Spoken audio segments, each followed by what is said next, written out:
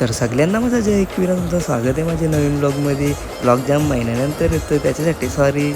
आणि आपण ब्लॉग बनवता कारण म्हणजे आज चाललो आपण एकविरेला. आता आपण रिक्षा लावली, आपण रिक्षाची चाललो आहे. रिक्षा लावली CNGला. आमचा मामा CNG बरं होता आणि रस्त्यानं लागलेली भूक म्हणून खाल्ला आपण वडापाव.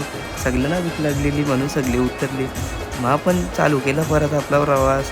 घाटान गाडी आलेली आपली. तर फायनली आपण आईचे दर्शनाला पोचलो. यो पायथ्या मंदिराशी आपण व्हिडिओ काढली जराशी. कोणाला दर्शन करायचे सगळे करून घ्या.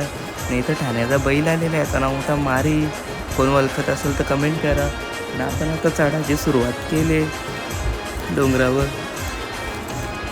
तर गाईज आपण जात चाललेलो ना, हालत होत होती खराब. तर इतका ऊन होता तिथं. मग आपण तिला उसाचा रस कारण चक्करच होती, याची जरा एनर्जी येईल म्हणून तिला. तर परत आपण चढायची सुरुवात केली. जरा फ्रेश वाटला उसाचा रस पिऊन म्हणून बोललो चला आता जाऊ. तर जसा जवळ येत चाललेलो गाईस तशी अशी खुशी वाढत चाललेली. सगळा थकवा विसरत होतो कारण आई माऊलीची भेटीला ओढ माहिती ना कशी लागलेली असतं. आमचा भाई पण इथं खुश झालेला बघून. फायनली गाईज आपण पोचलेलो आता इथं आई माऊलीचा देऊळ बघा कसा. तर आपण केला इथं आतमध्ये दर्शन आणि थोडे फोटो आणि रील्स पण काढून घेतले. तर आपण फायनली आता घरी जायला निघलो आहे. आणि जाता जाता आपल्याला सनसेट पॉईंट दिसला म्हणून गाडी थांबवली आणि सनसेटचा व्ह्यू बघा आता कसा येतोय गाईज. तर भाई आता आपली रिक्षा झाली. रिक्षाचा ब्रेक फेल झाला. इथं आम्ही टेन्शनमध्ये बसलो.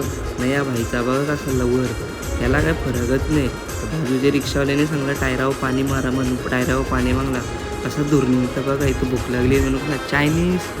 आजच्या ब्लॉगला करू आपण इथंच आहे. तुम्हाला माझा ब्लॉग आवडला असेल तर लाईक करा, शेअर करा आणि सबस्क्राईब करायला विसरू नका. आणि कमेंट करून नक्की सांगा कसा वाटला ब्लॉग.